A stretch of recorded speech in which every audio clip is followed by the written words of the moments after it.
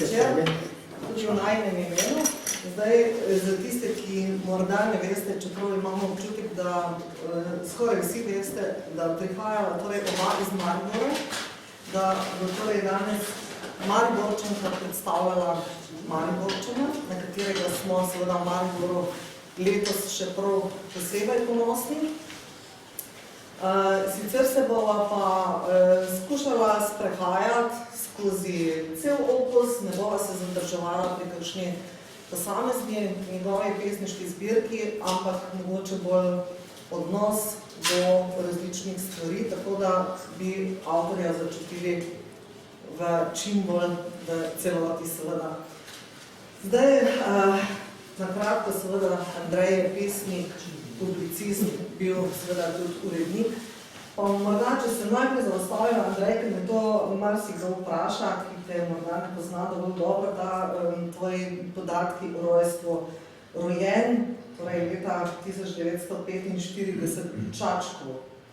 Kako je s tem Čačkom, da pojasniva, po mojem najboljše, da kar poveš, ti so zelo lepe zgodbe povezane, tudi pesniške zgodbe oziroma pesmi na to temo, pa morda, če nam za začetek poveš kar sam. Ja, lep do večer, vsem skupaj, ne? Tej nepregledni množici. Ja.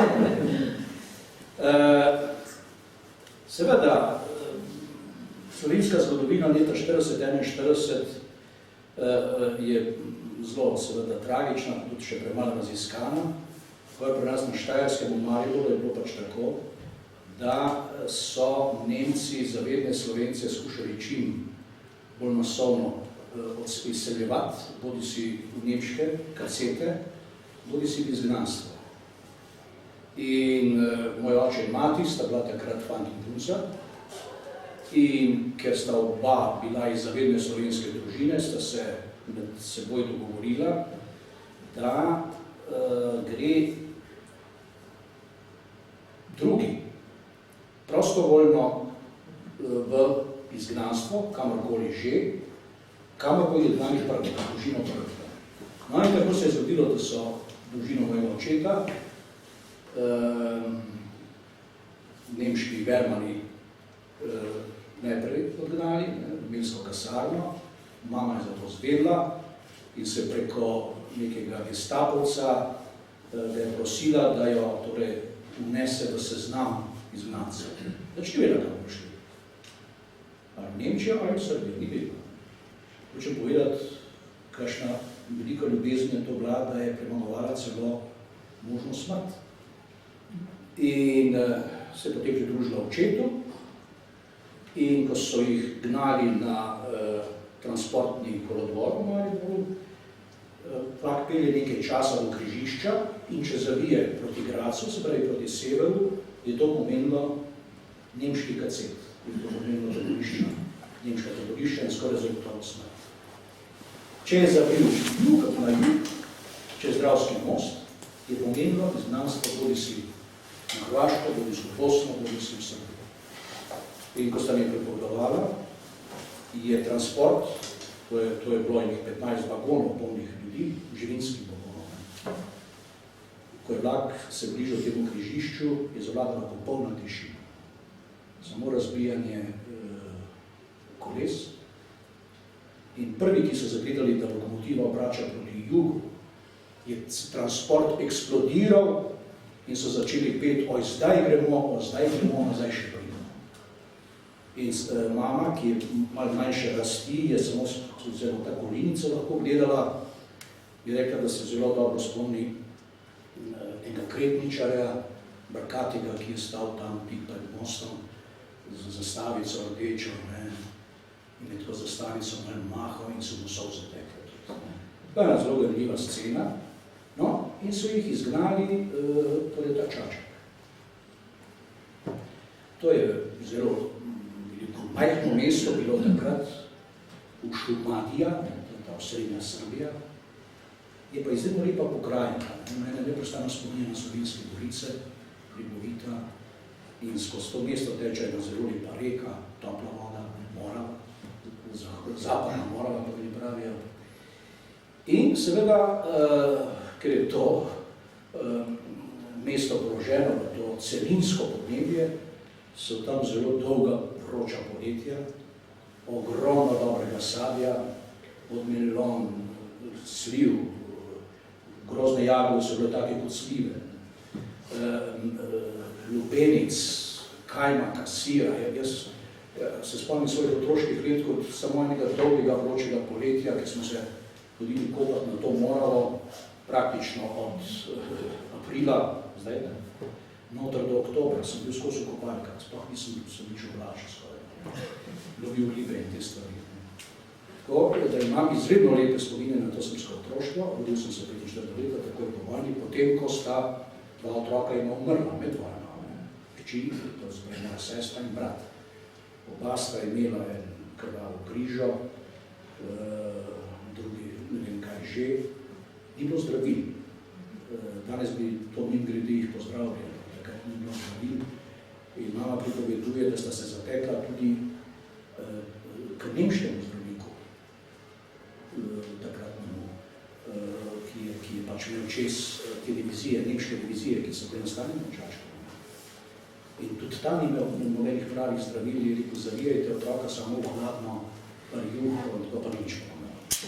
No, in jaz sem potem živel v Čačku, v tem lepem otroštvu, do leta 52-53, ko sem bil zdaj za šolo.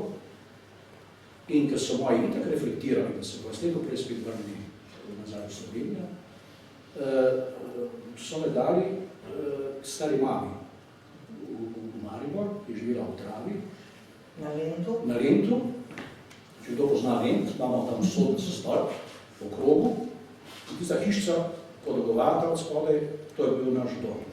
Ki se zdaj drži neposredno novega oziroma minoritskega samostana oziroma novega ljudkovnega gledališča. Ja, tako. Točno pred ljudkovnim gledališčem. In spomnim se te diference, ki sem začutil. Tam topla, Morava, tukaj je hladna alpska Drava, nevarna, deroča. Tam otroci izredno iskreni, radoživi, tu zaprti. Nikoli nisem vedel, kaj mislijo. Tudi hudobni, investirani z vojno. Večina teh otroških iger na Lentu je bila še vedno, gremo se vojno. Šele pozneje so prišli kavboji in indijanci, vpliv filmov ameriških in tako dalje. Ampak gremo se vojno. In dejansko ta Lent je bil razdeljen na spodnji Lent in zgornji Lent. Spodnji je bil ob starem glavnem mostu, mi smo živeli na zgornjem in smo se fantje bojevali med seboj. In to zares, tako da smo šli, da smo si naredili loke s puščicami, obteženimi z žeblom, in smo drug na drugega, torej pravi navali se bili. In se spomnim, da enemu mojemu sosedu je puščica ga zadela v oko. In mu je oko tam pričo mene steklo, ta je upil, nismo vedeli, kaj se je pravzaprav zgodilo. Kaj je bil potem eno oko svoje življenje. Skratka, odtot ta Čačak in odtot potem moje življenje tudi na Mariborskem Lentu. No, k temu Čačku oziroma k temu izgnanstvu oziroma k družini se bomo še vračali. Zakaj se mi je zdelo pomembno, da se to izpostavi? Ker namreč vse to od rojstva naprej, od te predzgodbe pravzaprav njegovega rojstva, vse to je našlo pot tudi v literaturo. In ko so išle na Plavine leta 2004 in se je o njih res na dolgo razpisala doktorica Helga Glušič v književnih listih, je pesem, ki govori o tej tvoji predzgodbi, torej o zgodbi tvojih staršev in tem seveda izgnanstvo v Čačku označila kot najlepšo pesniško sago družinsko, ki jo je kdajkoli brala. In zdaj sem pokukala z veseljem, bi jo seveda vam prebrali, ampak ta pesem v prozi obsega 14 strani in stoji, lahko bi rekli, v središču pesniške zbirke Na Plavine. In samo konec, morda če preberem, vse to, nedoumljiva določenost naših življenj, vse to se je očitno moralo zgoditi, da se je avgusta naslednjega leta rodil ta, ki je to napisal. Torej, to izgnanstvo, morda še bova se vrnila k temu, pa greva naprej. Rekel si, da si torej 4 leta preživel pravzaprav pri stari mami. Morda omenjava še njo, ki je bila čisto posebna ženska. Mnogi na Mariborčani starejši na Lentu se je spomnijo, ker je bila zelo odločna ženska, ki je pisala celo grafite po stenah, skupaj seveda z svojim vnukom. In ta ženska je bila pa primorskega porekla, tako da si zapisal, da so te zamesili iz primorsko-štajerskih korenine, da imaš primorsko-štajerske, nevarna, jaz bi rekla dobra mišljenja, kajti Primorci so se očitno na Štajerskem boljše počutili kot v Ljubljani, ker veliko jih je ostalo v Mariboru, ko so prihajali v bežali pred fašizmom, na Štajersko, veliko jih je. In tudi mnogi so odločilno prispevali tudi k podobi, kulturni podobi mesta Maribor, tako na glasbenem, naprej glasbeno področje je bilo zelo močno. In tudi v teh tvojih koreninah je bilo nek pesnik, po mamini strani. No, treba tako reči, ne da se ne bi v Ljubljani dobro počutili Primorci. Maribor je bil po prvi svetovni vojni in z Majstrovo akcijo izpraznjen. Maribor je bil bilingualno mesto, tako kot je Trst še danes. In ko je Majster osvojil mesto za slovenstvo, je približno 70 do 75% vseh Nemcev zbežalo onkraj nove državne meje SHS. Ti Nemci so bili pa tudi avtohtoni prebivalci Maribora, tam rojeni in tako dalje, in bili so nosilci kapitala, se pravi, da je z njimi vred počel tudi denar, in bili so vrhnja plast, to so le bili malo meščani, ki so, bi rekel, vodili tudi kulturne zadeve v mestu, šolstvo in tako dalje.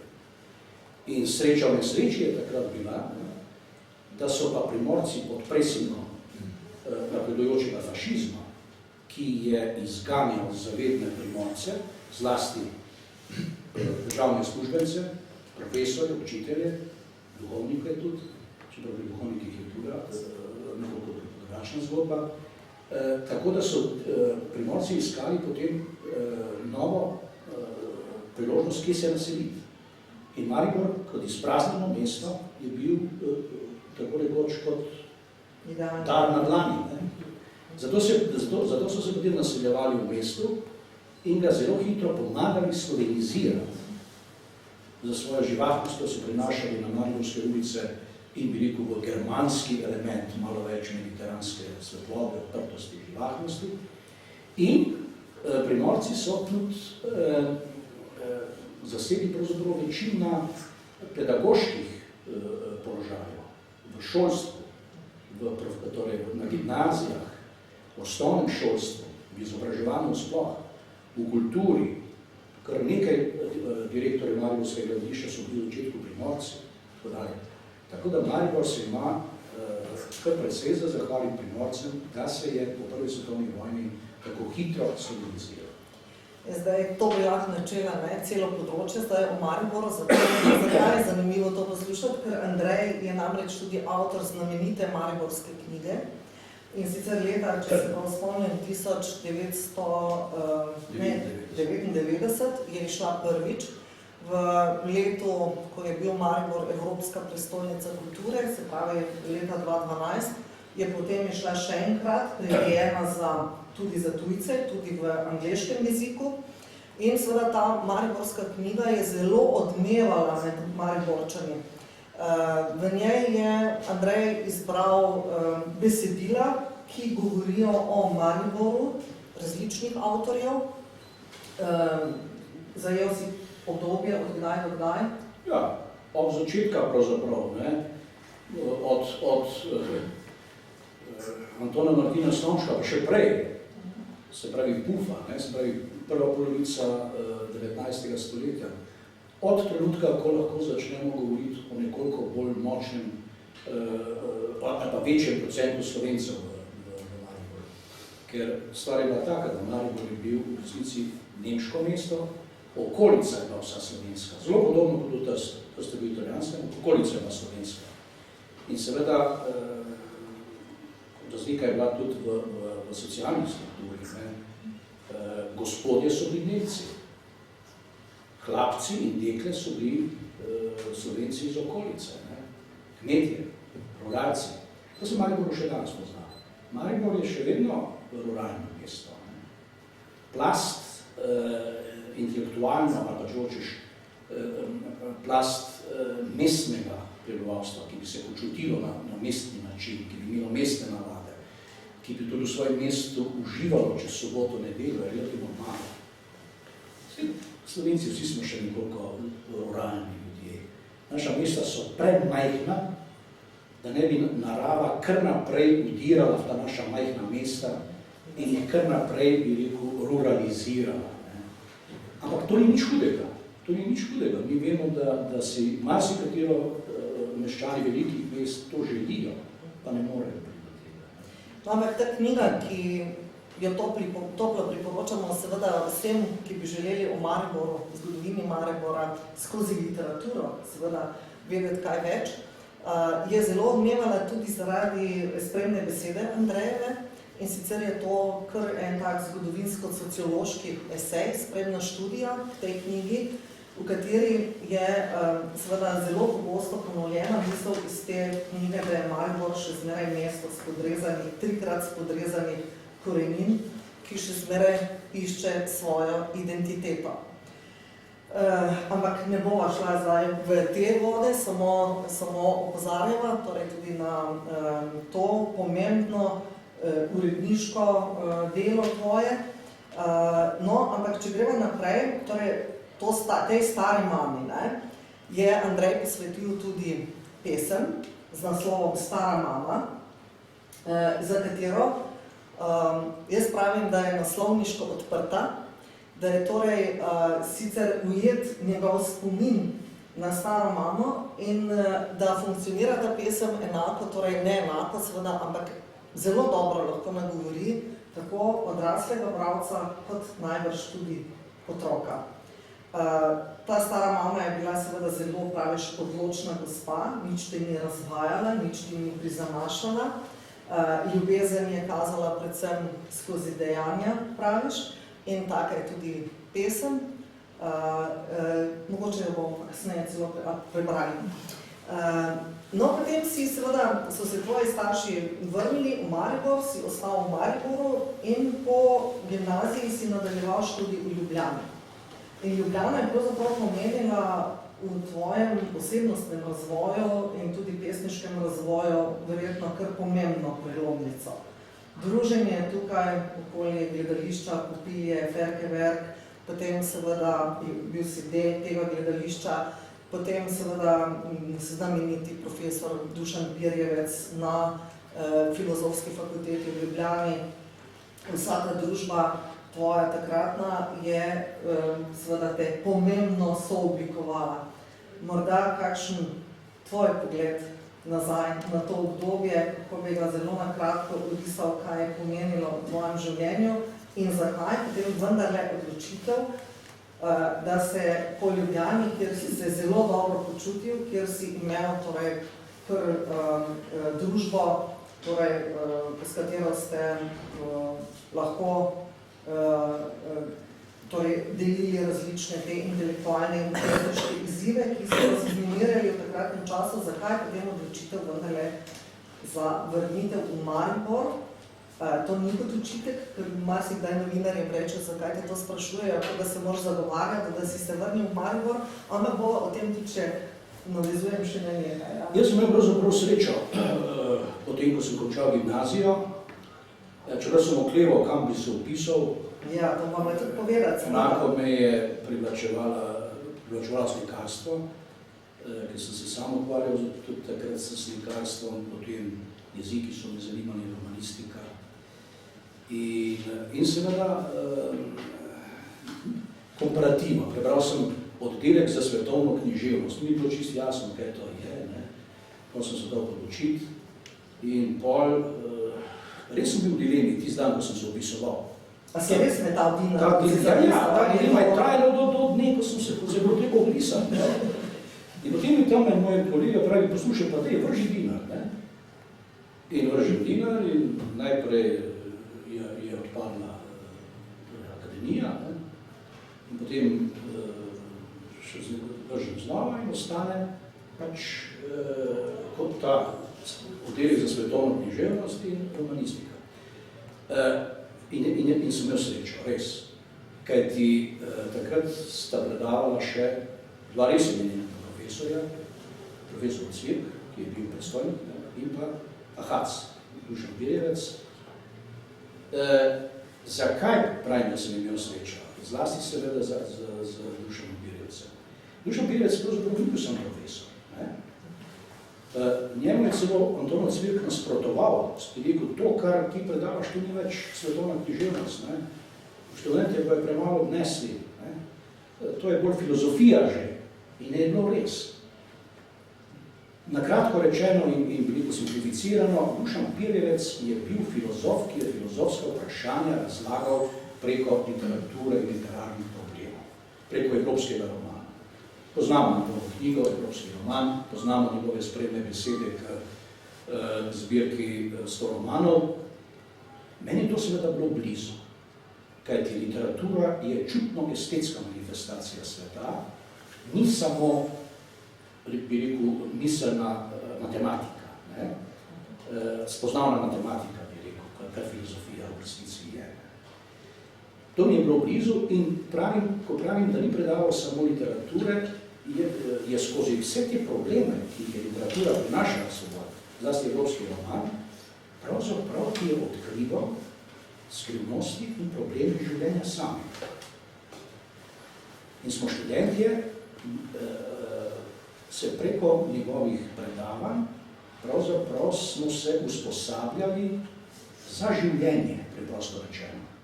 Kako si razlagati in kako reagirati v posameznih življenjskih problemih. Od problem akcije in aktivizma. Starejši se boste spomnili, da smo leta 1969 zasedli Filofaks. On je takoj priredil predavanje točno na to temo. Akcija in aktivizem. In nas je svaril za zgledi iz evropskega romana. Tam ima vsak glavni junak svoje najstvo, svojo idejo.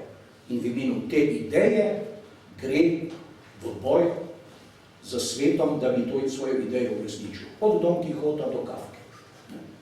Ampak je rekel, na koncu vsi propadajo, kajti akcija vedno udari svojega akterja, da propade. In se opozarjajo, rekel, vi zdaj zasedate univerzo, torej fakulteto, pazite, kaj se bo zgodilo, in tako dalje. V tem smislu. Mogoče je Drago Baj bil celo na tiste predavanje.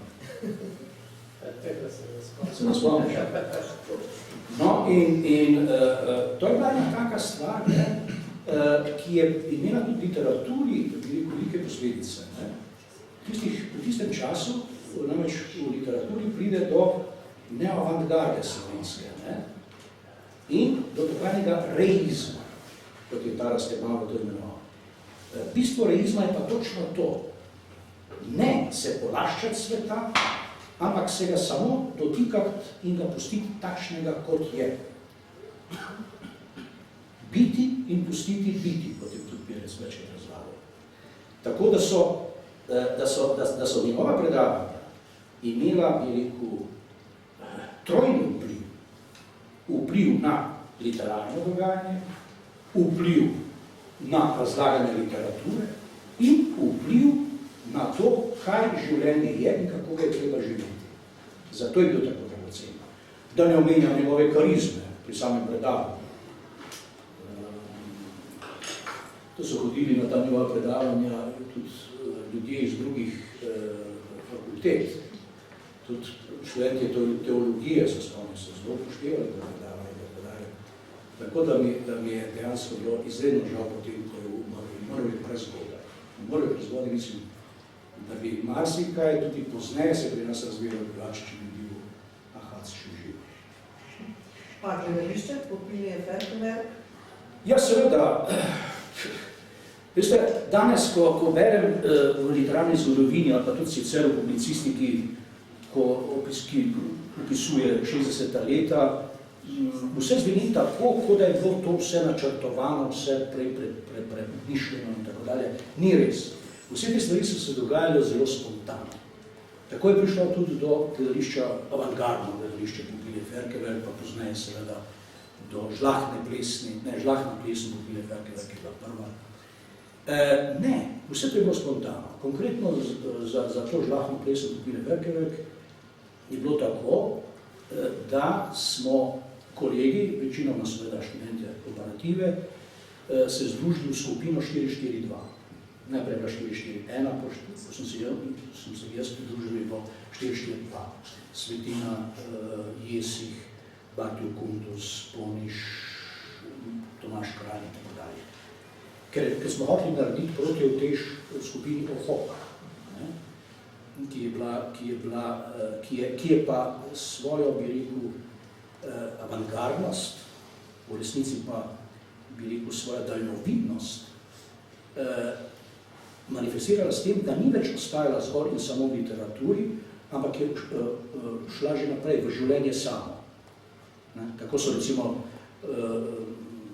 Marko Pogačnik je začel že takrat se ukvarjati z zastavljanjem zemlje in tako dalje. Potem isto Greister Plamen je šel v ekološke probleme. In tako Naško Križnar je šel v etnologijo in tako dalje. Dogajal se je tipičen avantgardističen preskok, ko, če zdaj govoriva odnos poezija, realiteta, življenje, se zgodi zamenjava estetske funkcije. Ko se literatura vrne nazaj v življenje in ga poetizira, sama se pa prozaizira. Zato ti odvodi potem v življenje samo, v raziskovanje življenja. Medtem ko ta naša skupina 4-4-2 je vendarle skušala ostati znotraj okvirja literature in ko smo 68. leta želeli pripraviti ob koncu šolskega leta, študijskega leta, konc maja, literarni večer v Mali drami, je Svetina menda rekel, pa poslušajte, pa zakaj bi priredili čisto spet še eno od navadnih literarnih večerov, a ne bi to malo popestrili, da bi kdo kaj zrežirali in tako dalje. Ja, pa res, koga bi pa pritegnili, je pa Dušana Jovanoviča, ki je pravkar zdaj imel dve dobri predstavi in tako dalje. Jovanovič je z veseljem to zgrabil, mlada Jovanoviča, se nismo bili kaj dosti razlike. In takrat se on pa to, bi rekel, zgrabil v tem smislu, da ga je zanimal prav ta odnos, gledališče in poezija sama in beseda. In je znani vred nas je začarovano dogajanje, kjer smo potem vsi začeli sodelovati, vsi začeli prihajati z idejami, on jih je pa tako rekoč samo nekoliko selekcioniral in razporejal.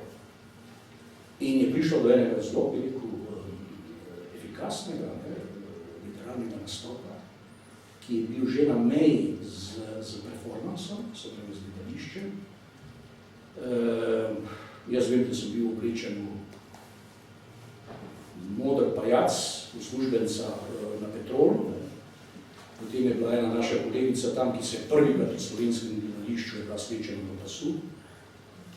Potem se spomnim Matjaža Kocbeka, Kocbek je bil zraven, seveda. Smo se tudi zbirali pri Kocbekovi doma v kabinetu 4-4-2. To je bil kabinet Edvarda Kocbeka, nad stanovanjem. In zato potem to ime.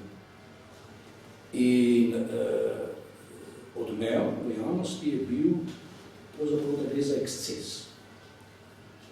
To je za Slovence kot skrajno okorele moraliste nekaj neverjetnega. Da se tako dela za slovensko besedo, da eno tle pride celo iz Tegolov, da tulijo in se polivajo z vodo. Pa niste zaklavi, ne? Ne, to je bilo potem naslednji. Ampak že to je bil pretres. Jaz vem, da je Tof z nami naredil intervju, in je rekel, zakaj ste pa govorili? Ja, sem jaz rekel, podlaga je koža vsega. Podlaga je koža. Hočem povedati, kako težko, kako je pri mlajših ljudeh nekaj, kar se jim zdi popolnoma samo po sebi logično in naravno, kako se starejši, ki smo potem seveda že okoreli, kako se jim zdi nenavadno in kako se dobijo na različne izjave. Ampak to ni hec. Te izjave navadno preidejo potem tudi v literarno zgodovino sploh in jo formirajo. Stvar ni nedolžna. In jo tudi popačijo. Ja, zdaj, tu bi seveda spet lahko nadaljevali, ampak greva nazaj v Maribor in seveda Maribor, ko si se vrnil, zdaj službovalci, to je tudi zapisano. Ja, samo še odločil, zakaj sem se pa res vrnil? Ja, sem. Jaz sem se tukaj res dobro počutil in sem celo, so mi ponujali takrat službo na RTV in tako dalje. Jaz imam en svoj zelo močno oseben mit. In za ta mit je kriva moja mama. Pa daj, boš ga prebral? Ne, še ne bom prebral, povedal. Štos tega mita je, tako smo pišli v srpskem izgnanstvu. Moja mama z sestrom neprestano pripovedovala, ko bomo šli v Maribor, bomo šli k 3 ribnikom, ti boš lahko veslal, bomo šli k Ilihova Breda, tam sedi, to je bila njihova sleščičarna, zelo znana sleščičarna v Mariboru, na čudovite kremšnite. Bomo šli v muzej, boš videl prelomljeno sado generala Majstra. In meni kot otroku je ta Maribor rastel v mit. To ni več bilo realno mesto, ampak sanjsko mesto. In ko smo se med počitnicami, smo potovali v Maribor, k stari mami, me je navadno zjutraj vlak je vozil iz Beograda, je ravno prišel do Brežic, celo noč. In ko smo vsi prišli do Brežice, vsakokrat se mi zdi, da je bilo lepo vreme. Me zbudi mama, oče, pravi, poglej, smo že v Sloveniji in jaz planem k oknu. In se mi je zdelo prvič trava čist drugačnih v vetru. Tišalo je drugač. Vse je bilo urejeno, Srbija, veste, ni bilo urejena. Kondukter je bil tih, spoštljiv, so se drgici. Vse je bilo tako, da se mi je resnično zdelo vse sanjsko. In potem, ko pridemo v Zidani most, pa mi oče rekel, veš, zdaj bo del kompozicije odcepljen, ker gre proti Ljubljani. Mi gremo pa tukaj zdaj na desno, na Maribor. In potem, ko smo prišli že tam čez Dravski most in se je odprla tista širna reka in potem, skratka, mit. In moč tega mita je pri meni torej tako intenzivna, da Maribor zame še danes velja kot nekaj izrednega. To je z mami vedno pravi. Ti si kriva, da sem tukaj in tako, da doživljam to, kar doživljam, tudi v negativnem smislu. Ampak tako je, ta moč me drži in tudi absolutno ne nočem nič oprotimljati. Ja, seveda smo to morali omeniti, kaj ti obstaja. Da bodo stvari jasnejše. Ja, da bodo stvari jasnejše, ampak tisti, ki morda ne poznate toliko Andrejeve literature, vse to, kar pripoveduje, vse to je tudi upesnjeno. In ta mit ima seveda odmev tudi v pesmi Hoja za prividom ali odgovor na novinarkino vprašanje pod naslov. In to pesem smo Andrejo prebrali lansko leto, oziroma na prireditvi prebrali, ko je lansko leto prejel Glazerjevo nagrado za življenjsko delo. In dovoli, da preberem vsaj zadnji del, oziroma boš ti prebral. Ne, izvolite. Boš ti prebral. Jaz se moram ravno že kar en listek imam zataknem za to pesmijo. In pravi takole, to je konec pesmi. In je pristopihal vlak in so nas popeljale tračnice in od takrat moj Bog. Se mi je minilo skoraj celo življenje. Od takrat smo doživeli marsikaj. In marsikaj še doživljamo v tem obubožanem, iz v sebi zlomljenem mestu spodrezanih korenin. V tem mestu, ki je kljub vsemu ostalo moj dom. Ostalo zaradi davne čarovnije maminega pripovedovanja. Zaradi milega otroškega privida, za katerim hodim še danes. Privida, ki z močjo svojega sija ne dopušča nobenega dvoma, da ne bi hodil za njim tudi jutri. Zdaj, v Mariboru seveda morava na vsak način omeniti, ne moreva mimo tega druženja peterice. V Mariboru, torej, če rečeš peterica, večina intelektualcev ve, o čem teče beseda. Torej, to je bilo 5 moških mladeničev, ki so se družili in prijateljevali, pa je tudi na veliko popivali, ampak seveda to Partič vedno znova pove, da ste bili vsestransko zelo aktivni, ampak torej, ta peterica je izdala potem skupaj zbornik z naslovom Skupaj leta 1973, v katerem ste pravzaprav zapisali tudi neke vrste manifest. In ta manifest je bil seveda posvečen policentrizmu oziroma regionalnemu razvoju, tudi seveda v duhovnem smislu Slovenije. Torej, naj ustvarjajo tudi literati, ne samo v prestolnici, naj bodo razprošeni po različnih koncih Slovenije, naj bodo močna, torej tudi kulturna, duhovna središča. In še zadnjič sem pravi intervju s tabo in praviš, če bi se to uresničilo, bi pravzaprav kreativnost v Sloveniji eksplodirala. Seveda, mi smo se tam zavzeli, to je bila spremna beseda Marjana Kramberga. No, mi glede v to peterico spadajo Drago Jančar, Marjan Kramberg, Francija Kostelič, Partič pa jaz. Namreč, treba videti, da ta leta, 60-ta, pa potem 70-ta, prej smo minili, da to gre za leta neoavantgarde, smo čutili potrebo se vedno združevati, da bi kot grupni subjekt lažje uveljavili svoje stvari, kot pa samo posamezniki. In zato v Ljubljani te 2 skupini, ki sem jih omenil, OHO in 442, in zato potem v Mariboru tudi peterica. Kajti razmere, družbene razmere, so pa takrat so pa počasi začele postajati take, da kot posameznik si težko realiziral tisto, kar si želel. Mi vemo, da so v političnem smislu 70 leta dogajana svinčena leta. In mi smo, ta naša mariborska skupina je drago plačala ta svinčena leta. Veste se, Draga Jančarja postavili v sodišče in ga zaprli. Pod pretvezo, da je vnašal prepovedano literaturo. Šlo pa za tisto knjižico, ki je opisovala poboje v robu. Tako da odtot te skupine, če bi se to čudil, zakaj? Zato, da smo znotraj družbe lažje prodrli in lažje artikulirali svoje stvari.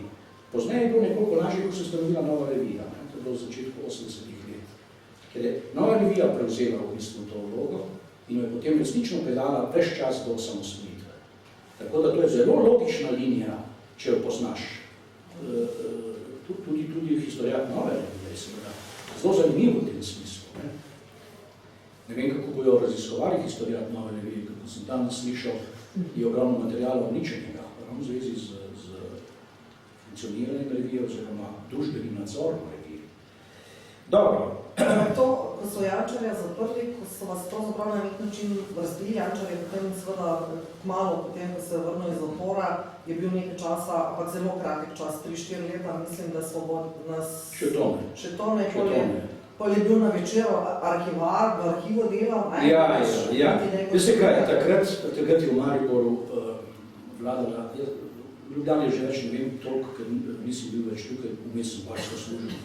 V Mariboru je vladala skrajno pritlehna struktura vodstvena, od županov do vsega.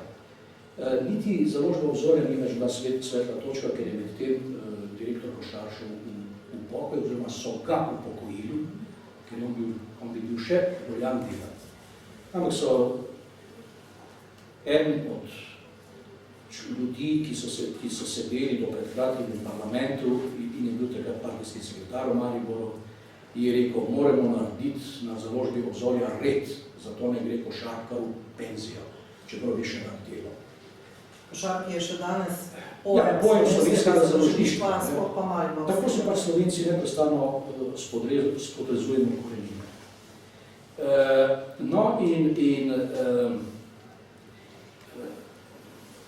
Razmere so bile tako, bi rekel, zaostrene in hude.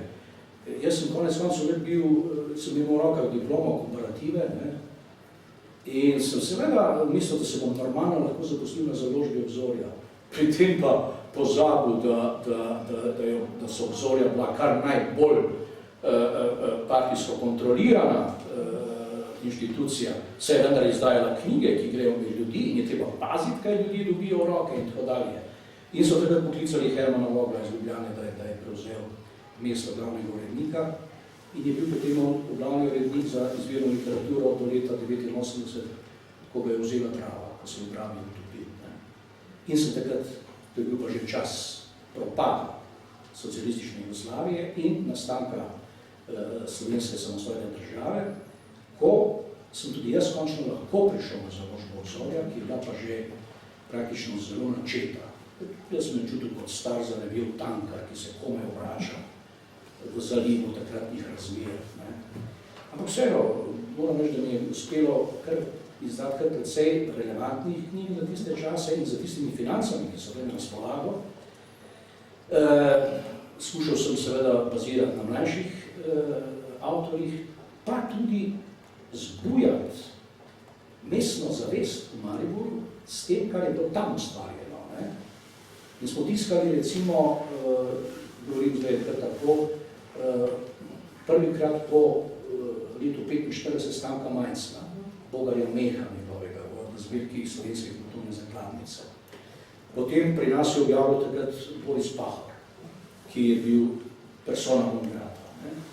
Je objavljal na slovenskem poldnevniku, se mi zdi, se je imenovala knjiga publicistike tulega velikega držača na Rebule. Več teh stvari nam je uspelo takrat in s tem moram reči, smo počasi mehčali ta trdi obroč, ki nas je oklepal. Hkrati nas je ena ožja skupina v Mariboru dajala javno, v pismih bralcev, v Večeru, iniciative, kaj bi bilo dobro narediti. In ko so majstrovi borci, ko je končno uspelo, da so postavili majstrov spomenik v Mariboru, se veste, tudi majster je bil persona non grata. Vse bi se moralo začeti z letom 41, oziroma 45. Sem se takrat spomnil, ja, Madonna, kaj bi pa majster imel za, oziroma kaj bi pa majster imel za osamosvajati v Mariboru, če bi bilo prej Slomška, ki je za svojo škofijo zakoličil narodnostno mejo na severu. In smo začeli z akcijo za postavitev Slomškovega spomenika. Nekateri niso razumeli, zakaj to počnemo. In so ironizirali, češ, neko spomeničastvo. Žal tudi na mariborskem Večeru. Ne, ni šlo toliko za te spomenike. Šlo je za dvig tradicije in s tem za veliko normalizacijo nekih družbenih odnosov med nami in povečano mestno samozavest in s tem vzpostavljanje nove identitete mesta. Takrat je mesto namreč izgubilo svojo proletarsko identiteto, ker je propadla vsa industrija, težka industrija, orientirana predvsem na jug, v Jugoslavijo in seveda v Jugoslavsko armado. In vse te stvari so takrat resnično vplivali pozitivno na razpoloženje v mestu, spet je bilo prijetno živeti nekaj časa v Mariboru, dok se niso stvari spet začele komplicirati in iti navzdol in je danes Maribor pač spet tukaj. Spet moramo narediti rezime čez to, ker vidite, da bi lahko prineslo na različna področja. Morda samo omenim, da je Andrej kot urednik, torej na založbi Obzorja in kasneje na študentski založbi Litera, igral zelo pomembno vlogo. Bil je strog urednik, gospod Bajt bi to gotovo lahko potrdil. Do njega ni bilo treba. Ne mislim do njega, ampak poznal je tvoje delo, vem, da sta se dosti družila. Torej, strog urednik, marsikaj, vem, da si tudi mnogim tudi svetoval, popravljal celo tekste in tako naprej. Ni šlo sploh ne vse skozi, ne kar tako. In za svoje uredniško delo je dobil torej urednik, tako kot se piše z veliko začetnico, tako kot so bili včasih res uredniki. In za svoje uredniško delo je bil tudi nagrajen, tako z Glazarjevo listino in tudi zdaj, ko sem brala še enkrat utemeljitev za Prešernovo nagrado za življenjsko delo, tudi v tej utemeljitvi piše, da ne nazadnje tudi za uredniško delo, za dolgoletno, odlično uredniško delo.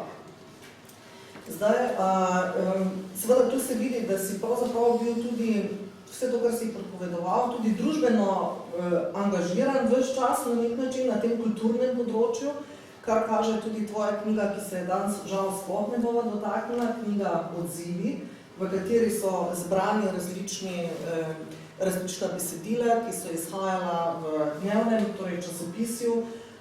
Mislim, da letos izide drugi del Odzivov, da se ravno kar pripravlja, torej, da si bil zelo angažiran na tem področju.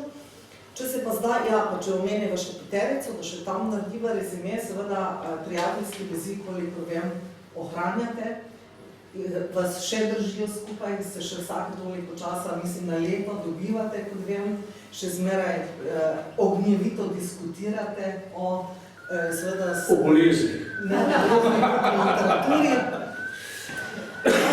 Prej pa si, ko si govoril o tem odločanju za študij, si omenil, da si pravzaprav bil v težavah zaradi tega tudi torej, talenta in seveda na nek način seveda daru z področja slikarstva, te vekove slikarstvo, pa ne samo slikarstvo, korenine si imel, torej tudi glasbene gene si podedoval, oče tvoj je bil profesor glasbe, tudi dedek je bil profesor glasbe. Na mnogih literarnih večerih si kdaj povedal kakšno anekdoto, kako si tudi sam pisal in celo služil neki denar z ustvarjanjem glasbe skupaj z Mariboru znanim, torej opernim pevcem Emilom Baronikom, da sta se šla neke glasbene eksperimente. No, ampak ostaliva... Ja, pa tekste si pisal za Neco Falk. Ja, točno, ja. Tekste si pisal. Če poznate, kdo je bil jezik, stari Boštjan, recimo, ne? Kdo vedel bi, kdaj je bil jezen pijan, a dober kot kruh je bil stari Boštjan. Tam daleč, sledi bele ravnine, mesece padanja so iz višine. Saj je kar nekaj tvojih pesmi v glasbeni, ne? Tudi pela jih je na svojem CD-u, jih ima tudi... Kohont. Ne Irena Kohont, ampak tudi, ta gledališka igralka Koroška. Jerca Mrzelova. No, čak, ne bi zdaj preveč o tem, to je zaradi denarja. Ker to se glasno splača, veste. No, ampak ta... Te stvari sem jaz pisal kot študent, oziroma kot mladi mož, da bi si še kaj zaslužil za družino. Ampak še danes vsak konc leta dobim obračun z radija, z televizije, koliko je znesla predvajanje. Vse ni dost, 200-300 evrov, ampak ne? Tako da na tem sektorju mladi ljudje, dajte pisati za popevke, to se splača. No, ampak če ostaneva pri slikarstvu, ki pa je zelo pomembno za tvoje ustvarjanje še danes, pa ne zato, ker v prostem času še zmeraj rad torej slikaš, ampak seveda tudi zato, ker je slika torej zelo pomembna v tvoji literaturi. Torej, večkrat poudarjaš, da si izrazito vizualni tip in že prva pesniška zbirka, ki si jo izdal pri založbi Obzorja, takrat pri znamenitem, torej še uredniku Košarju, ima naslov Slikanica. In morda še v tej zvezi pa bova še tudi druge stvari povejva, ker se nam zdi, da je to danes seveda potrebno posebej poudariti, da je že pri prvi pesniški zbirki prišlo do zelo pomembnega sodelovanja, in sicer s slikarjem Zmagom Jerajem. V Mariboru je bil včeraj pogreb tega znamenitega slovenskega slikarja. Danes je bila žalna seja, Andrej je imel celo govor včeraj na pogrebu. In že pri tej zbirki sta se ujela, večino tvojih kasnejših zbirk je opremil Zmago Jeraj, posebej se bomo pa ustavili, ker se moramo seveda ob 4 knjigah za mladino, oziroma 3 od teh je seveda si ustvarjal skupaj z Zmagom Jerajem. Pa mogoče o sliki kot temeljnem, na nek način bi lahko rekli, izraznem sredstvu tvoje poezije. Ja, svet, kot si rekla, samo doživljam slikovno.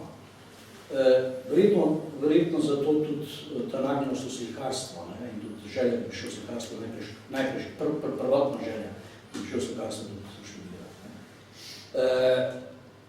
Ampak potem, ko je prevladala beseda, sem kar hitro ugotovil, da je temeljni element moje poezije besedna slika. Da tisto, kar bi morda, če bi šel v slikarstvo na sliko, sem zdaj pravzaprav v besedu. Vendar ta proces je trajal zelo dobro, da sem lahko našel tiste besede, tisti svoj glas, da sem lahko to sliko izrazil. In jaz se spomnim, v času, ko smo skupaj prepevali pri APZ-ju, smo šli enkrat na koncert v Trbovlje. In sem sedel pri oknu, to zdaj prvič povem, in sem sedel pri oknu in smo se iz Trojansko spuščali proti Izlakam. Bila je že pozna jesen, potok je tek ob cesti, korenine, sistem korenin, ki je držal rek in tako dalje. Skratka, tako mi je zažarel svet nasproti. Videl sem vse podrobnosti.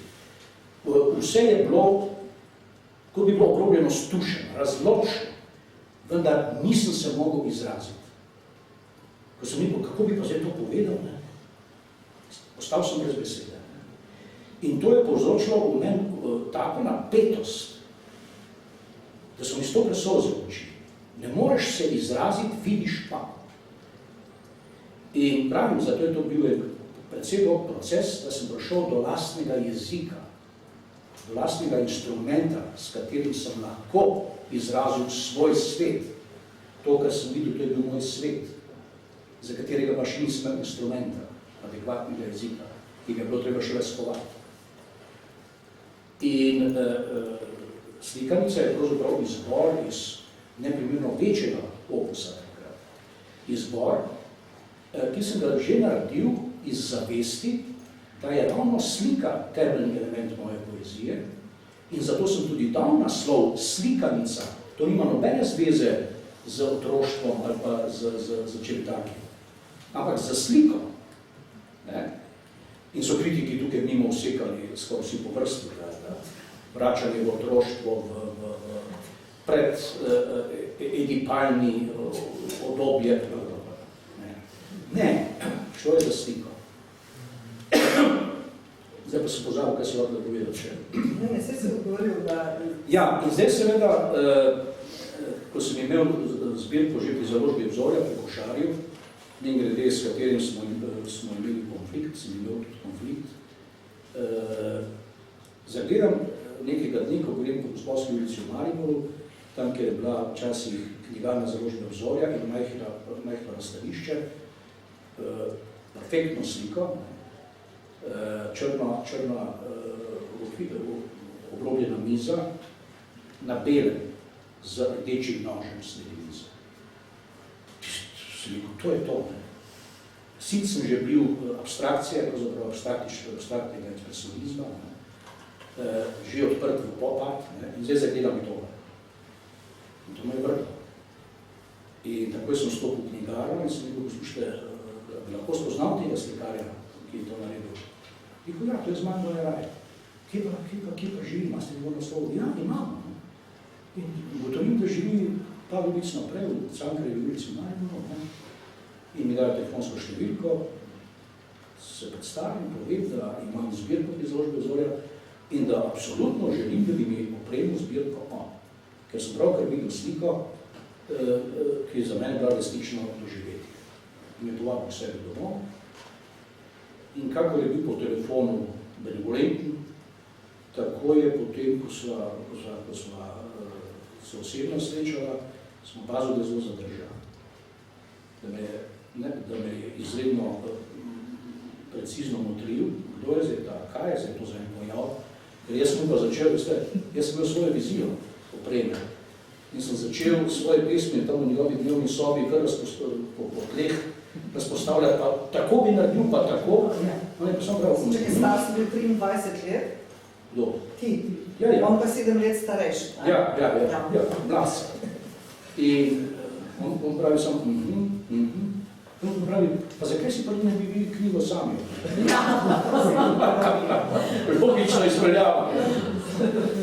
In tako se je začelo najmo bratstvo. Ko so rekel, da smo imela takoj s Košarjem konflikt, on pristane, ja, rekel je, ne more vam nič zdaj povedati, dajte se čez en teden oglasiti, ko bom stvari prepravil, čez en teden se oglasim, je pristal.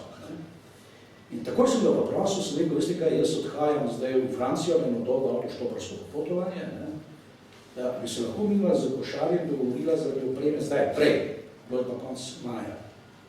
Lahko. In greva na založbo Zorja, stopila v pisarno, Košar je bil absolutno nasršen. Kaj želite? Osoro. Ker odhajamo že kmalu na dopust, če bi se lahko dogovorili za to vreme. Prezgodaj prihajate, motite me, izvolite, tam so vrata. Ja, on je bil, lahko je bil zelo organ, kada je imel živce. Ja, naj ga pa mi vprašal, zakaj pa takšna aroganca? Takrat je šele skočil. Kaj? Tlaniš prvar, ne vam druga založba tiska knjigo. In sem šla kot popanjena ven, jaz vem, da sem zelo putno z vrati, in se ostavila zunaj na hodniku, sem jim povedal, kaj pa zdaj hodiča, ne vem, če sem ti to kaj pripomnil. In si rečem, ja, jaz bom drugi dan šel kar spet. In sem še drugi dan šel spet, popolnoma drugačna scena. Izvolite, oro sem dobil, kekse sem dobil. Ja, zmago je raj, sem vedla, bomo. In sem šel mirne duše potem na to avtoštoparsko popotovanje in ko sem prišel nazaj, me je doma na mizi čakala ta zbirka. Tako se je začelo prijateljstvo z Zmagom Jerajem, ki je ena najlepših zgodb mojega življenja. In zdaj, ko je odšel, sem se eno pred par dnevi moral priznati, da se mi je življenje nekoliko stemnilo, ker je te zgodbe konec. Niti enkrat se nisva sprla, času se tudi za dalj časa nisva videla, ampak zelo malo besed je bilo treba in smo se hitro razumeli. Zelo lepa zgodba, rezultati te zgodbe so pa tudi vse te opreme in te knjige, ki jih je Zmago ilustriral. Pa če sva zdaj pri Zmagu, bi jaz izpostavila vse 3 knjige, več jih je opremljeno za odrasle, ampak te 3 knjige, ki so nekaj čisto posebnega na področju mladinske književnosti. Pa mogoče čisto dobro, da se ostaviva tudi v mladinski književnosti, ker ko si dobil nagrado letos, si moral dajati, oziroma si dajal najrazličnejše intervjuje in sceno na področju mladinske književnosti zelo razbrkal z nekaterimi izjavami, ker so posamezniki razumeli te izjave kot podcenjevanje, torej mladinske književnosti, kot izrazito podcenjevanje, da te seveda vprašam najprej, kakšen je tvoj odnos do mladinske književnosti, povevam naprej, da seveda te 3 knjige, ki so tukaj, 3 pesnitve, ki so išle potem tudi v tej prekrasni slikanici skupaj, torej zbrane v eni knjigi, te je ilustrirala Alenka Sotler in bila za njih uvrščena tudi na razstavo v Bologno. Torej, te knjige niso nastale z namenom, da jih pišeš z mislijo na mlade bralce, ampak so nastali kot spomin na lastno mladost in si ugotovil, skratka, da te knjige, da ta besedila lahko nagovorijo tudi mlade bralce. Zato so išle tako posebej za otroke, kot v pesniški zbirki Pesnitve in pesmi v njenem centralnem delu. So normalno vključene v zbirko za odrasle. Potem nam boš povedal gotovo sam kaj več. Jaz bi samo vam pokazala, torej te pesnitve so pravzaprav to. Ne? Najprej je išla domača naloga, posvečena učitelju AK, in sicer jo je opremil Zmago Jeraj z grafiti, poslikal je šolske klopi. Ne? To so take zelo zanimive, naprimer zelo zanimivi grafiti. Bom kakšnega prebrala, da boste videli. Se spomnim prav. Ne vem, če še urezujejo danes. Ne, se ne da več. Materiali so taki, da se ne da več urezovati. Se ne da več. Posprejajo. Posprejajo, ja. Ubiču se, jer ima male sise, mojca, pa strela narisana. Pij mleko, pa ti bo razrasle.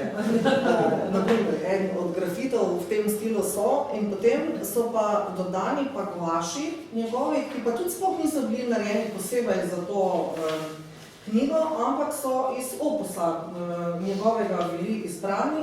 In seveda ti gvaši so pravzaprav Maribor, ne, piramida, Maribor, ne, in še druge motive iz Maribora bi lahko našli. No, in potem je značilno pa tudi to, da je lepopis. Ta knjiga je, torej ni tisk, ampak ni običajno tisk, ampak je naredila krasen lepopis kot res domača naloga.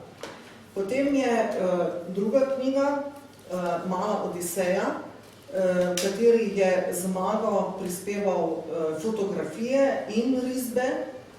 Vemo, da je Zmago Jeraj ni bil samo slikar, ampak je bil tudi fotograf, tudi zelo pomembnih fotografov, tudi pomemben član znamenitega mariborskega fotografskega fotokluba.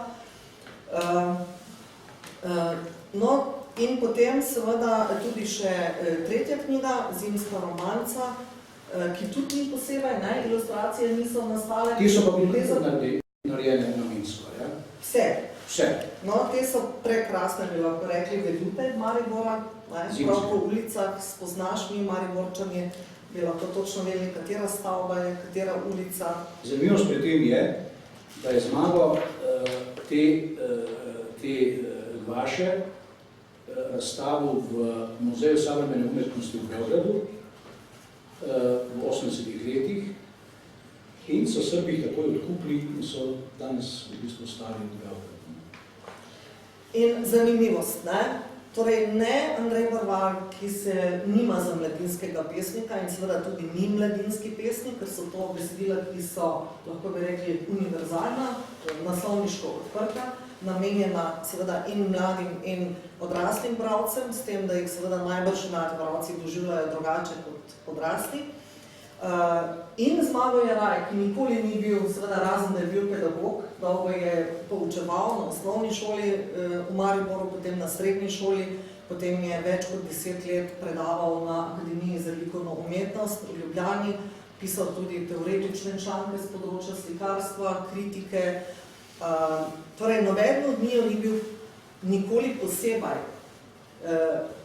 ustvarjalen na področju mladinske književnosti. Pa vendar sta za to trilogijo dobila takrat pomembno nagrado leta 1989. To je bila nagrada, Kajuhova nagrada, ki je bila sicer založniška nagrada založbe Partizanska knjiga. Ampak ko sem pregledovala zdaj, torej kaj je zapisala žirija takrat, je zapisala, da je to nekaj čisto posebnega v mladinski književnosti, nekaj čisto posebnega in da je knjiga, tukaj sedi z nami tudi magistra Darja Lorenčič, ki vodi Center za mladinsko književnost v Ljubljani in je seveda tudi zelo pomembna pri podeljevanju nagrade Zlate hruške. Torej, jaz bi rekla, da takrat, davnega leta 1989, so vedeli, ko so delali, kaj pomeni narediti res lepo, kvalitetno estetsko knjigo. In ta knjiga je od prve do zadnje strani, to, kar vi zdaj ocenjujete z zlatimi hruškami, torej celostna podoba knjige. Od vsebine, ki mora biti kvalitetna besedilo, do ilustracije, ki morajo biti vrhunske, do seveda tehnične opreme, ki mora biti, vse to vi pogledate, dovršena. Torej, in takrat je žirija točno to izpostavila, točno to. Da je to tak vrhunski dosežek takrat na področju mladinske književnosti, da je seveda vzbudil zanimanje tudi seveda kritikov, takrat nemladinske literature, pisalo se je veliko o teh treh knjigah in vse te tri knjige so doživele tudi ekranizacijo. Takrat je bil mislim, da je bil urednik RTV Slovenija Janez Lomberger mladinskega programa in vse te tri slikanice so bile potem tudi ekranizirane kot filmi, čeprav ti nisi bil zelo navdušen, kolikor se spomnim nad filmi, ampak vendarle filmi so bili narejeni in kar je meni bilo zelo všeč, v njih nastopa Maribor, Maribor je bilo snemano, Maribor živi z vsemi treneridniki, z ulicami in tudi z našo govorico. Tako da so mi ti filmi vseeno na nek način ljubi. No, mogoče, da nam odgovoriš res na to vprašanje. Ta tvoja odnos do mladinske književnosti do teh tvojih knjig, torej... Jaz sem to v tvoji reviji, če lahko tako rečem, otroki knjiga, podpisal. Moj odnos do tovane mladinske književnosti je precej drugačen, kot je pač v navadi pri nas. Jaz trdim, da je odraslemu človeku kontakt z otroškim svetom definitivno blokiran, zaprt, zato odrasel. Da pa otroštvo v odraslem človeku vendarle eksistira, ampak na poseben način. Na način spomina. In če je temu tako, potem je najbolj avtentična literatura za otroke tista, v kateri se pisatelj, pesnik spominja svojega otroštva. Zanimivo tudi je, da se človek, kadar se spominja svojega otroštva, ga dostikrat se ga spominja z otroškim besednjakom, celo da bi se tega prav zavedal, in pač iz tiste otroške akcepcije, kakršna je takrat bila. To se mi zdi avtentično in to se mi zdi literatura, ki je lahko zanimiva za otroka in za odraslega. Zato te tri pesnitve iz tega izvirajo, ali kot je lepo rekel Boris A. Novak, da imajo dvojno dno. Se pravi, lahko za odrasle, lahko za mladino, otroke. In zato sem jaz potem seveda mirno uvrstil te tri pesnitve, ki so precej dolge pesmi, tudi v knjigo za odrasle. Zato. Kar zadeva, zdaj pa tukaj si tudi kot urednica otroka in knjige, mi ne smeš zameriti, če povem, da se mi zdi, da je fenomen naše mladinske literature predimenzioniran, z oziroma na njeno pomembnost, na njeno vzgojno, družbeno in drugo, da je predimenzioniran. V čem je to? Prvič, pri nas zelo hitro ljudje mislijo, da lahko začnejo pisati za otroke. Jaz sem bil kar nekaj let v društvu pisateljev član odbora za sprejem novih članov. Dobivali smo na mizo na desetine prošenj pod narekovaji mladinskih pesnikov in pisateljev, pisateljic, ki so tudi v samozaložbi izdali kakšno 1, 2, 3 knjige brez pravega rezona, ki so zahtevali, ki so pač dali predlog, da se jih sprejme društvo pisateljev. Takrat je bil predsednik pisateljskega društva Slavko Pregl, škoda, da ga ni danes tukaj. In sem ga svaril, če nočeš društvo slej ko prej spremeniti v neke vrste otroški vrtec, je treba kriterije pri sprejemu mladinskih, tako imenih mladinskih pisateljev zaostriti. Šlaker se je strinjal, ampak sem videl, da v bistvu ne misli preveč zaresno, ker je tudi sam delno mladinski pisatelj. Kaj se nam zgodilo? Točno to, kar sem takrat ga svaril, se je zgodilo v društvu pisateljev. V društvu pisateljev mladinski ima svojo mladinsko sekcijo. To se pravi, da ima, ne? Čakaj, ima svojo mladinsko sekcijo, ta mladinska sekcija ima svojo nagrado, ima svoje lobije, ima svojo, konec koncev tudi revijo. Je prav, da je vse to, ampak to je z ozirom na ostalo literaturo vendarle predimenzionirano. Kajti problemi otroške mladinske literature niso znotraj pogona literature vendarle tako pomembni, kot se pri nas zdi. Govorim iz dvojne izkušnje. Govorim kot urednik, govorim kot član Zveze pisateljev, kjer smo ta problem, kot sem zdaj povedal, imeli na mizi, in govorim seveda tudi kot človek, ki bi vendarle rad kdaj kaj otroškega prebral, in s čemer bi bil zadovoljen. Poglejte, mene še vedno prevzamejo recimo solzice Prežihovega Volanca. To je branje, kjer se avtor spominja svojega otroštva. Očarljivo branje za odraslega in za otroka. Župančičeve otroške pesmi, ki jih je sam pisal še na pol otrok in jih objavljal v vrtcu Angelčku, kako so se imeli že otroške revije, in jih je potem kot odrasel malo dodelal. Spravi, gre za pristnost, gre za nespakedranost, gre za literaturo, ki je daleč od kakršnega koli pedagogiziranja, pootročenosti in tako dalje in tako dalje. Vsega tega imamo pa po moje danes v Sloveniji na kile znotraj slovenske mladinske. Tako kot je ogromno nekvalitetnega tudi v njemu. Tudi.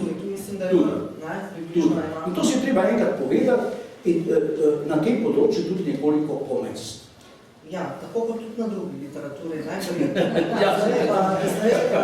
Jaz bi edino to rekla, tu se ne bi mogla strinjati, samo to bi rekla, da ta tvoj pogled je seveda zelo zanimiv, kar se tiče avtentičnosti, spominjanja, otroštva, ga absolutno podpiram in pri tebi to seveda zelo drži. Ampak seveda je pa možen tudi drug pogled, ki pa za sabo potegne vso, naprimer, če rečem samo fantazijsko literaturo, in fantastično literaturo, ki je na področju mladinske književnosti je ogromno, tudi zelo kvalitetne, tudi v svetovnem pogledu, zelo kvalitetne literature, ki najbrž je na ta način ne bi mogli. Ne izvira iz istih, bi lahko rekli študentov, ampak vendar je to drugod. Zdaj pustiva to mladinsko, da se ne bo... Ja, če hočeš, se lahko še pogovarjati. Veš kaj, gledam na uro, da moramo kakšno pesem, vse te morajo slišati, literaturo tvojo, ne moramo se samo pogovarjati in poveva, da je seveda teh pesniških zbirk tvojih za odrasle 12, da je od tega je... Ne. Ja, izbori so, tukaj še 4. Jaz so še izbore, 9 je izbirnik, ampak so še tukaj izbori. Posebej opozarjam seveda na izbor v reprezentativni zbirki Kondor. Tukaj lahko vidite eno mojo slikarijo, tale pastel je moj. To je iz... Krošnja. Drugače pa opozarjaš tudi sam na pesem Septembrski veter, ki je in pesem in sliko si naredil. Ti jo imaš v posesti. Ja. Torej, retrospektiva je kot izbor, pozabila sem povedati, delajo je Mitja Čander, ki je tudi avtor filma, portreta, TV portreta Pot na Šumik, iz zgodnje, mislim, da okrog leta 2001 in takega je bil narejen. Pa nam zdaj boš nekaj prebral in seveda značilnost tvoja je tudi ta, seveda, da znaš svojo literaturo zelo dobro reflektirati, da jo znaš razlagati, da znaš tudi sam videti, kakšni so bili tokovi, torej kakšni je bil razvoj tvoje literature v zadnjem času govoriš o tem, da pravzaprav bi lahko razmejil na dve veliki obdobji to svoje ustvarjanje, če ne greva po zbirkah kot takih, da je eno seveda to obdobje, ko so ti žarele te tvoje slike nasproti, ko si doživljal totaliteto sveta, da so bili to seveda izbrani trenutki in potem kaleidoskopske montaže teh seveda slik in to drugo obdobje, ko se ti pravzaprav že dogajajo bolj tudi neke meditacije, ki vodijo v zgodbe, ki seveda imajo tudi neka, bi lahko rekli, kar arhetipska ali neka univerzalna obče človeška sporočila. Pa bi nam mogoče kakšno iz enega, torej tega načina ustvarjanja, tega žarenja slik, pa mogoče kakšno iz tega meditativnega, zgodbenega, da malo zaslišimo tudi to tvojo poezijo. Jaz bi vam mogoče res prebral eno. Ja, s tem, no to še naj povem, predno za material moramo povedati, da se ne boš sam pohvalil, da je lansko leto ta pesniška zbirka bila nominirana kar za dve najuglednejši slovenski nagradi pesniški, to sta Veronikina nagrada in Jenkova nagrada, pri obeh si bil med finalisti in s to knjigo kar precej, bi rekla, odmevov v slovenskem kritiških doživel in pozitivnih in tudi nekaj negativnih. Vsekakor zbirka, ki je spet zelo vznemirila slovensko javnost. Ampak bistvenega nisi povedala tukaj, ne? No. Tukaj gre v bistvu že v prejšnji zbirki, ne? Na Plavine in tukaj gre za pesmi v prozi. Ja. Jaz sem tudi izdal antologijo slovenske pesmi v prozi, seveda zakaj, ne? To je zdaj, imamo nekaj časa. Zakaj je pri nas sem mnenja, da je marsikaj, kar se piše pri nas v prostem verzu, je v resnici proza. Kot dokaz naj povem, da ko sem sestavljal to antologijo slovenske pesmi v prozi, sem pač živim avtorjem dal na razpolago, da naredijo izbor kar sami. In ko sem se na njih obrnil, so mnogi pesmi, ki so jih prej imeli napisane v prostem verzu, mirno prepisali v prozno obliko. Hočem s tem povedati, da je vers postal skrajno labilen, nestabilen, nasprotno, da se razvezuje v prozo, oziroma da so mnogi verzi fingirani, da gre za simulacijo, za simulakre, kot je ves postmodernizem pravzaprav velik simulakr. In da ne bi prodajal bralcu megle, sem si mislil, če je pa tako, potem pa je neprimerno bolj etično, pošteno zapisati pesem v prozni obliki, ne pa fingirati verze. Na kratko povedano, tako sem prišel do pesmi v prozi. In ko sem potem sestavil to antologijo, kaj danes opažam? Opažam, da je vedno več avtorjev se okorajžil in piše dejansko, prav Aleš Debeljak je pred kratkim izdal knjigo o prozi, s proznih pesmi, da ne govorimo o nekaterih mlajših. Skratka, zdi se mi, da sem na nek način s to antologijo sprostil po formalni plati pesniško sceno, da si avtorji upajo preprosto pisati stvari v prozi, ne da bi pri tem zgubili kaj na svoji poetičnosti, oziroma da bi zgubili naziv pesnika. Zanimivo pa je, da je pri nas prvi avtor pesmi v prozi bil drugi kot Janko Krstik in da imamo tradicijo pesmi v prozi že ima lepo tradicijo že, vendar je bila vse skozi odrinjena, prav nasprotno kot pri Francozih. Francozi menjam zaradi tega, ker je Baudelaire oče pesmi v prozi. Odrinjena zaradi tega, ker smo Slovenci vedno znova se utemeljujemo v tako mali prešernovski strukturi. Kaj to pomeni? Za nas je poezija tisto, kar spominja na poezijo največjega med največjih. Če sem nekoliko ironični. Naprej še tisto, kar ni v verzu, kar ni tudi magari v fingiranem sonetu in tako dalje, ni poezija. Zato je pesem v prosi bila vse skozi odrinjena. Se mi zdi, da šele ta antologija je dala vso veljavo in vso digniteto tudi to vrsto poezije. No, in tukaj tudi v tej knjigi material se izmenjujejo pesmi v prozi z kratkimi pesniškimi utrinki, se pravi, so potopljene znotraj tega pesniškega materiala, ki pač me zasipava iz dneva v dan. In je treba pravzaprav, knjiga je strukturirana tako, da lahko stopite kjerkoli in tudi kjerkoli izstopite iz nje. In ni treba brati od prve strani do zadnje, ampak tako, užitkarsko, kjerkoli. Da ne bom predolg, prebral bom torej pesem v prozi z naslovom Čupijeva zgodba. Ne, v resnici ni nasilnež on, kot razglaša ona tako vztrajno in kot se mogoče zdi že zato, ker je moški. V resnici je ona tista, ki si nonšalantno lasti Peugeot 206, za katerega on odplačuje kredit, prevaža pa se s kolesom. V resnici je ona tista, ki mu sistematično onemogoča stike s sinom, da se mu ta progresivno odtuljuje, da ga prezira in se mu izogiba že od lanskega maja.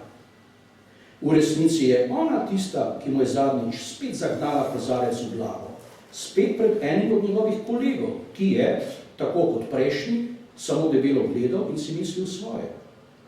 V resnici je ona tista, ki se vedno znova postavi preden in ga provocira. Udari me, no, udari. Ne provocira ga, ampak prosi. Vedno znova prosi, ker ve, če bi se nazadnje nehal smehljati, če bi mu roka sama od sebe zamahnila, bi se v trenutku vse spremenilo.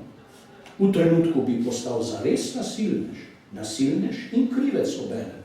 Ona pa bi mu neomajno zagospodovala. Zagospodovala za zmeraj. Seveda, on se tega zaveda in se smehlja trdovratno naprej. Smehlja tudi zato, ker jo ima vseeno rad in ker je prepričan, da bo to spreobrnilo. No, bomo videli, so rekli slepi. Moram pa priznati, amicus Platos et magis amica veritas, da pri vsem skupaj tudi sam funkcioniram kot sredstvo izzivanja. On me namreč ne mara. On me kategorično zavrača, odkar pomem. Zato pa me ona tem bolj protežira, me razvaja s svežimi giricami, puranimi fileji, piščančimi jetrci, mi dobrohotno pusti, da prisostvujem kosilu, zlepnjen na koncu mize, da se sledi kavča ali zakonske postelje zapredam do dolga premišljevanja, da kar tako brez misli trenutka na topli planoti njenega trebuha, zvečer, ko počiva pred televizorjem, ko me čehlja in mi gruli. Saj ni nerodno, saj vem, da ne reagiram prav. A kaj ko je tako prijetno? Prijetno do same pozabe. Nja.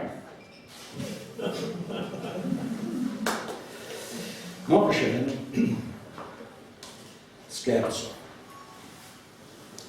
Da ne bo popolnoma veljala Tarkina, da se v zadnjem času zapredam preveč v meditativne zadeve. Skerco. Tak je podrezan kamen. A ja? Meni pravijo, da je podoben Stalinu. A ja? Pravzaprav ne hodi, ampak maršira, zravnano, kot da je ves svet njegov. Kot da se bo zdaj zvrnil nazaj. A ja?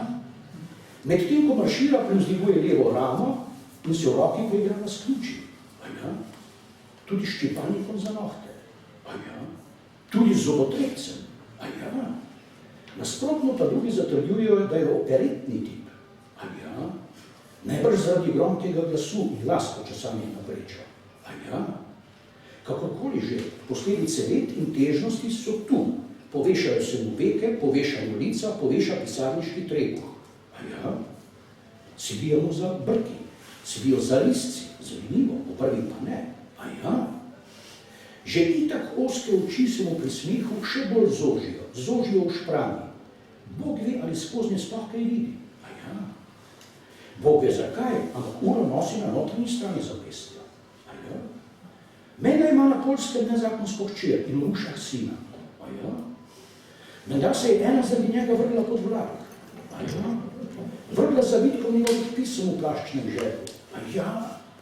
Pravijo, da ga je za ta leta muči zimska depresija. Ja? Seveda, astrološko je lev. Ja?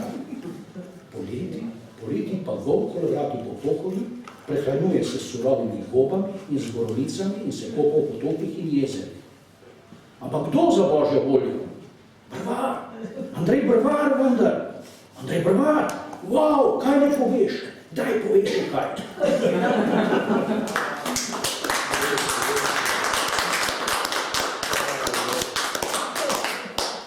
Ja, o tej zbirki seveda bi lahko še jaz, kar se proze tiče, lahko dodam to, da je v sami obrazložitvi Prešernove nagrade seveda zapisano, da je brez dvoma med sodobniki največji mojster poezije v prozi in da je žanr zasnovoval tako močno, kot je ta zasnovoval njega.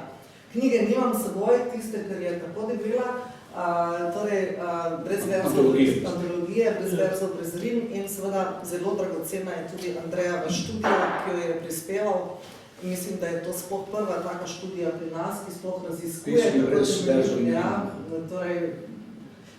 pojav poezije v prozi. Zdaj tukaj o tem materialu, pa tudi kaj vse je tukaj not, ampak jaz bi vseeno bilo za to, da nam še kakšno mogoče to malo lirično, meditativno, kakšno lahko tudi znamo. To pa neki?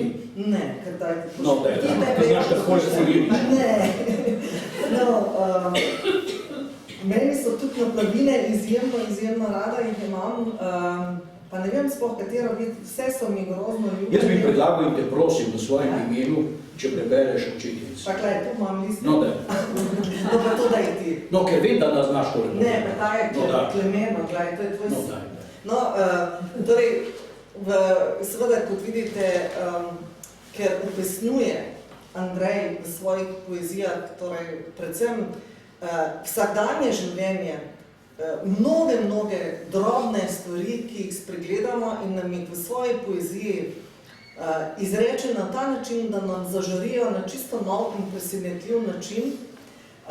Seveda je v tej poeziji tudi veliko Maribora, veliko tudi njegove družine, poimenovane, in ta pesem je posvečena sinu, Klemenu. Je prva, mislim, da ne prva, ampak čisto na začetku te zbirke naplavine. Torej, Očetje in sinovi ima naslov za Klemena. Kadar gremo očetje s svojimi sinovi na sprehod v bližnjo ali daljno okolico, jih najprej nesemo štuparamo. Grabijo nas za lase in ušesa, držimo jih za drobne gležnje in uživamo v njihovi sladki, pozibavajoči se teži. Nekega dne pa postanejo pretežki in prenemirni. Kar naprej nas s petami brcajo v prsi, zato jih spustimo na pot, na trdo shojeno zemljo, na majave, opotekajoče se noge. In tako se potem ustavljamo in se oziramo, kličemo jih in spodbujamo, medtem ko capljajo v vedno večji razdalji. Medtem ko stopajo vztrajno in enakomerno v razdalji, ki se nič več ne spreminja. Medtem ko si v potu svojega obraza prizadevajo, da bi se nam približali, da bi nas dohiteli. Dokler se nenadoma presenečeni ne zavemo, da korakajo z nami v štric, z ramo ob rami, spočiti in sveži. In se razveselimo drug drugega. In se trapljamo in krilimo z rokami, zbijamo šale in se pogovarjamo, zaupljivi in sproščeni od bližine in tudi potem še zmeraj zaupljivi in sproščeni. Obenem pa vse manj nejevoljni. Vse bolj nejevoljni, ker vse pogosteje uhajajo naprej. Pa kam tako naglo izbruhnemo, ko nam nejevolja preraste v jezo? Vse se ne mudi, vse smo vendar na sprehodu. Začudeni se ozrejo se nasmehnejo v zadregi in že se trudijo, da bi upočasnili korak, da bi ga s potrpežljivo pozornostjo docela uskladili z nami. A za manj. Brž, ko se jim pozornost neopazno spet razveže v spontanost, jih spet zanaša, začne odnašati naprej, naprej, naprej. Nazadnje nismo zaradi tega nič več nevoljni. Nazadnje nismo zaradi tega nič več jezni. Nazadnje gledamo za njimi, preznojeni in zasopli, kako se z dolgimi, hitrimi koraki še kar naprej oddaljujejo. Kako globoko sklonjeni nad pot še kar naprej rinejo navkreber, kako se tam zgoraj med bodljikavim borovim zelenjem počasi vzravnavajo, kot se počasi izravnava hrib.